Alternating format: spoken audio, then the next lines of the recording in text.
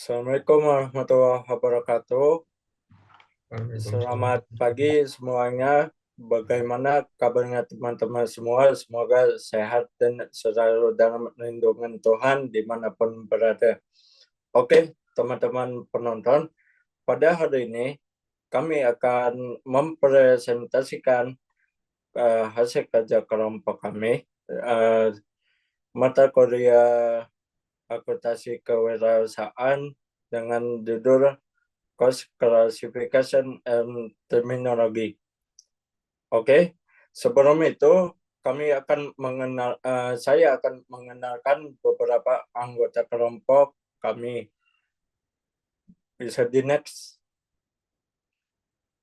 Yang pertama itu ada saya sendiri, Muhammad Arifia Zuhair, lalu ada Ilham Maulana, Konita Rafifa, Nabil Mahmud, dan yang terakhir ada Mas Hilmi Zaki yang fotonya besar sendiri. Oke, next. Nah, sebelum kita belajar lebih lanjut ke intinya, kita harus tahu dulu nih pengertian biaya. Jadi, biaya itu kas atau nilai ekuivalen yang dikorbankan untuk mendapatkan barang atau jasa yang diharapkan nantinya dapat memberi manfaat pada saat ini atau masa yang akan datang bagi organisasi dan perusahaan. Dan kita masuk ke klasifikasi biaya berdasarkan perilaku. Nah, jenis-jenis biaya itu dibagi menjadi 3. Yang pertama itu biaya tetap. Biaya tetap adalah biaya yang secara totalitas bersifat tetap dalam rentang relevan tertentu, tetapi secara per unit itu berubah-ubah. Kemudian yang kedua adalah biaya variabel. Nah, biaya variabel itu adalah biaya yang berubah sebanding dengan perubahan volume produksi dalam rentang relevan, tetapi secara per unit tetap. Kemudian yang terakhir adalah biaya semi, yaitu gabungan antara biaya tetap dan biaya variabel. Semi ini dikelompokkan menjadi beberapa bagian. Next.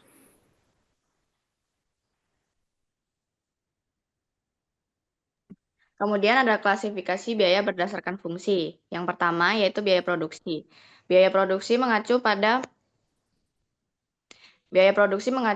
biaya yang timbul selama memperoleh, memproses, dan menggunakan bahan baku. Biaya produksi meliputi biaya bahan baku, biaya tenaga kerja, biaya pabrik, dan biaya pengemasan primer.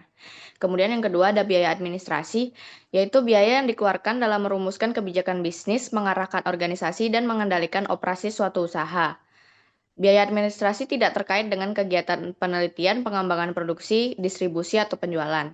Kemudian yang ketiga ada biaya penjualan, dikeluarkan untuk menciptakan dan merangsang permintaan dan mengamankan pesanan. Dengan demikian biaya ini dikeluarkan sehubungan dengan pemasaran produk.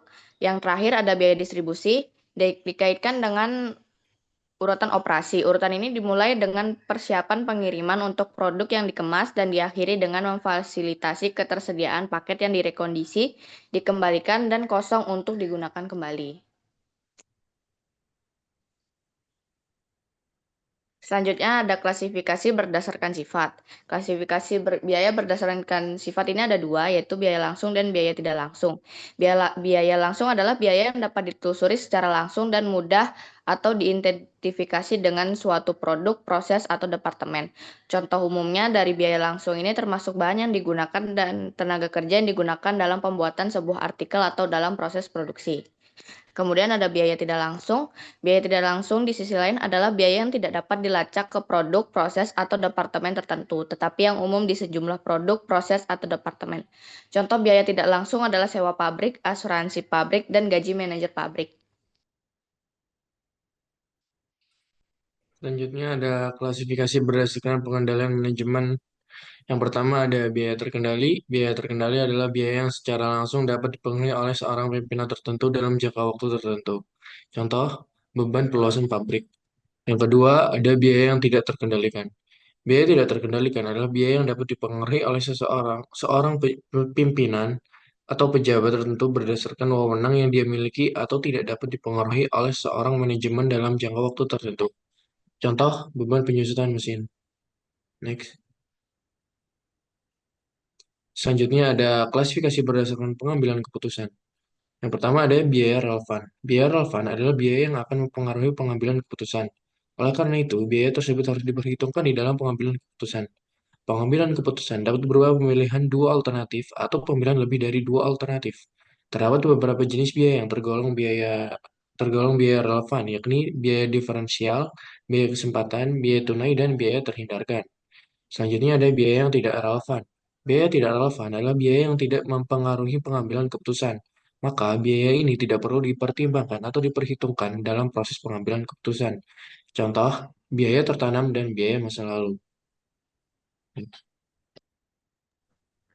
Oke, lalu ada terminologi. Terminologi itu merupakan, menurut Merriam-Webster Dictionary, terminologi the technical or special terms used in a business, art, science, or special subject.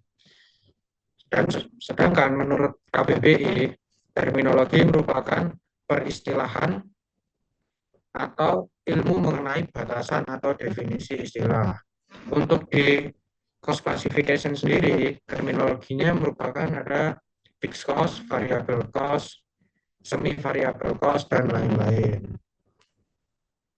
Lalu untuk kesimpulan presentasi kita kali ini adalah memahami klasifikasi dan terminologi biaya sangat penting untuk mengelola keuangan bisnis, mengontrol pengeluaran, serta menentukan harga produk atau jasa secara efektif. Baik, ini adalah referensi yang kita pakai. Nah, ini seperti yang teman-teman bisa lihat, ini adalah referensi yang kita pakai dalam membuat presentasi kali ini.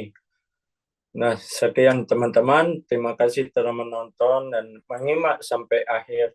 Semoga bermanfaat. Akhir kata, wassalamualaikum warahmatullahi wabarakatuh. Semua.